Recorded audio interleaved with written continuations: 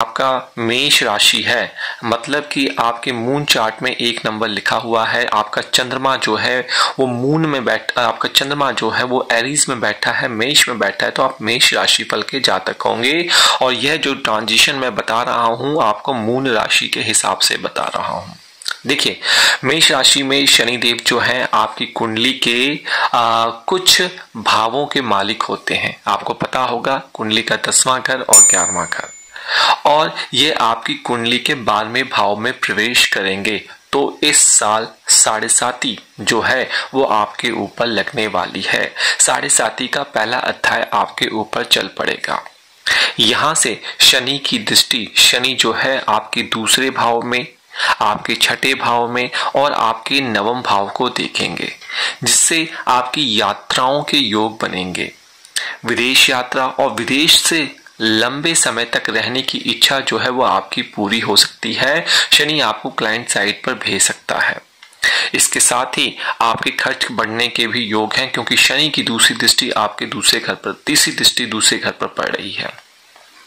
आपका खर्च आपकी आमदनी से ज्यादा हो सकता है, इसलिए आप अपने खर्चे पर ध्यान रखिए, क्योंकि व्यय वाले घर पे हैं वो शनि महाराज 2025, 26 और 27 के मध्य तक, इसलिए सेविंग पे आपको फोकस करनी है। आपकी हेल्थ इश्यू की प्रॉब्लम हो सकती है, क्योंकि शनि की सीधे सीधे नजर जो है आपके छठे घर पर पड़ तो रही है, साथ ही साथ वो कुंडली के 12वें घर पर भी बैठे हैं। तो यदि आप कोई बिजनेस कर रहे हैं या किसी क्लाइंट के साथ कांटेक्ट करना चाहते हैं, तो ये आपको एक अच्छा मौका देने के योग बना रहा है। अपने बिजनेस को एक्सपेंड करने की सोच रहे हैं तो कीजिए, बहुत बेहतरीन टाइम है। शनि आपको ये जो समय आने वाला है 28 साल तक, जब मीन राशि में रहेंगे, जब साढ़े साती रहेगी, आपको लगेगा कि आपकी प्रतिरोधक क्षमता जो है वो कमजोर होती हुई जा रही है। आप अक्सर बीमार हो सकते हैं, इसलिए बाहर का खाना खाने से आपको बचना है, अपनी नींद पूरी करनी है, यही एक उपाय है। ठीक है जी।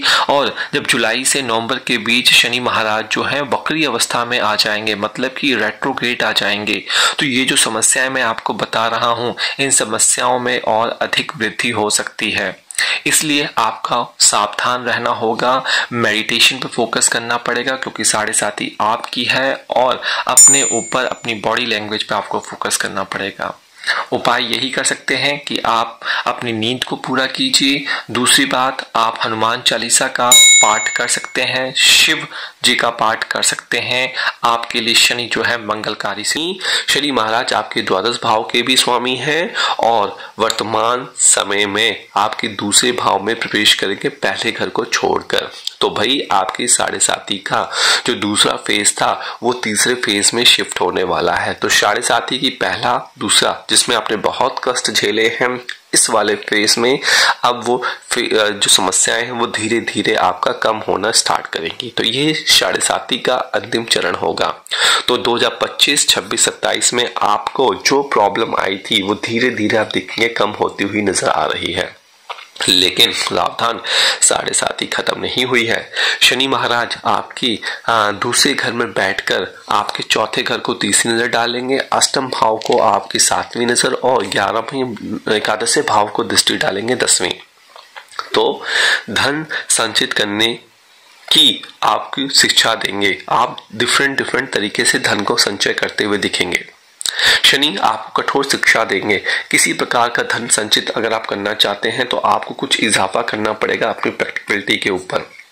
आपको कठिन प्रयासों से ही धन को संचित करने में सफलता मिलेगी। अगर आप विदेश जाना चाहते हैं, पीएचडी करना चाहते हैं, या फिर आईलेट्स या पीटीई की है, तो विदेश आने के योग भी यह आपको सब दे सकता है, क्योंकि 8वां घर जो होता है ट्रांसफॉर्मेशन होता है, समुद्र को पार करने वाला घर होता है। क्योंकि शनि महाराज दूसरे घर में है, ये सेविंग पे भी फोकस करेंगे, धन को देंगे और सेविंग करने के लिए आपको मजबूत करेंगे। चौथे घर पे नजर है तो परिवार में उतार चढ़ाव आ सकता है। आपके कुटुंब के लोग आप में सहमति जता सकते हैं आपकी बातों से। आपकी संपत्ति के क्रय विक्रय से लाभ हो सकता है।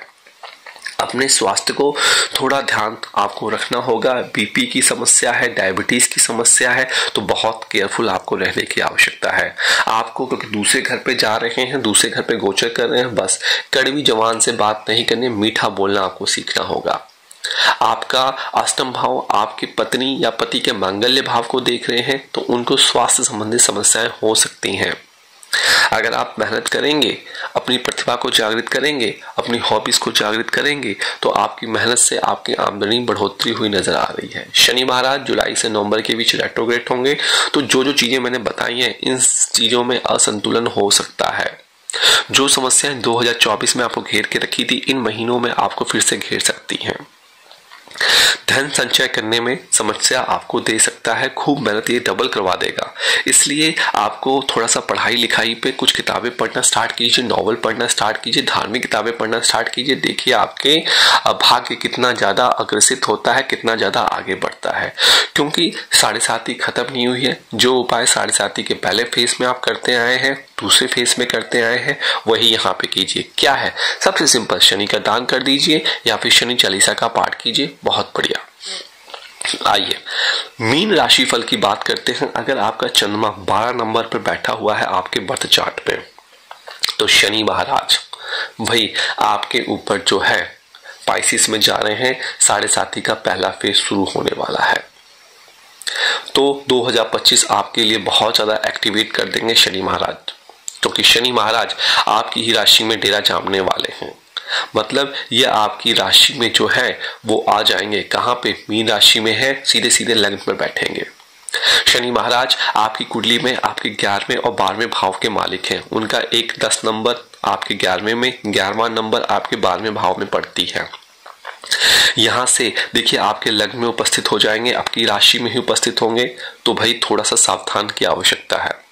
यहां से आपके तीसरे भाव को, सप्तम भाव को और दसम भाव को देखेंगे तो भाई कोई शॉर्टकट तरीका नहीं है। पति पत्नी से बनकर रखनी चाहिए, भाई बहनों से आपको प्रेम करके रहना चाहिए, यही उपाय है। आपको आपका स्नेह और मधुरता यहाँ पे बढ़ाते हुए शनि महाराज नजर आ रहे हैं। वैवाहिक जीवन में आपके पार्टनरशिप में उतार चढ़ाव हो सकते हैं। अगर डिवोर्स की बात अड़ी हुई थी कोर्ट में, वो डिवोर्स भी करवा सकते हैं। लेकिन कोशिश कीजिए डिवोर्स जैसी संबंधित चीजें आपकी लाइफ में ना आए, लेकिन एक हल्का सा डिवोर्स शब्द ही आपकी चीजों को खराब कर सकता है। जीवन साथी को स्वास्थ्य समस्याएं परेशान कर सकती हैं, आपके उनसे संबंध बिगड़ सकते हैं। इसलिए आपको यहाँ पर बहुत ध्यान देना होगा। ना केवल यही, 7वां घर पार्टनरशिप का भी होता है तो पार्टनरशिप को इंक्रीज कीजिए, नहीं तो यहाँ पे भी ये आपको प्रॉब्लम कर सकता है।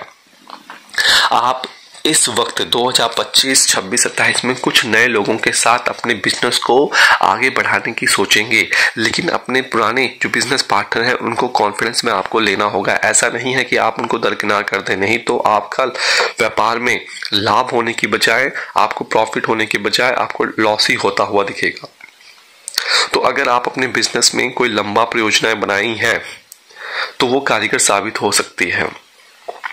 नौकरी करने वालों को, जातकों को भी समझ बूझ के साथ काम करना होगा, क्योंकि 10वें भाव पर नजर पड़ रही है तो कठिन मेहनत करने का समय आपका आ गया है। मानसिक तनाव आपका बढ़ेगा। जुलाई से नवंबर शनि महाराज रेट्रोग्रेड होंगे तो शारीरिक समस्याएं आपकी बढ़ सकती है। वैवाहिक संबंधों में उतार चढ़ाव आ सकता है, इसलिए आपको विशेष सावधानी देने की आवश्यकता है। मीन राशि फल वाले जातक जातिकाओं को ध्यान रखना होगा। अगर आपकी एंगेजमेंट हो गई है तो शादी को लंबे समय तक मत कीजिए पोस्टपोन, नहीं तो उसमें भी ब्रेकअप हो सकता है, शादी टूट सकती है। चट मंगनी पट ब्याह का यहाँ पे कारीगर कीजिए, क्योंकि शनिदेव की 7.5 में जब 7वें घर पर 7वीं नजर पड़ती है शनिदेव की लग्न से तो ये समस्या लॉन्ग टर्म रिलेशनशिप करने पे आपको दे सकता है। इसलिए जो दिल में है वो फटाफट कीजिए।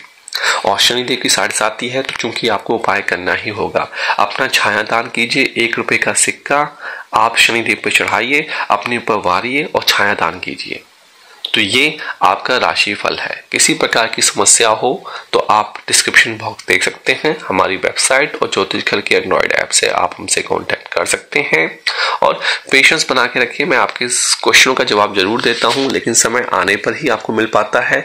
बैक टू बैक सभी को रिप्लाई नहीं मिल पाते हैं। नमस्कार।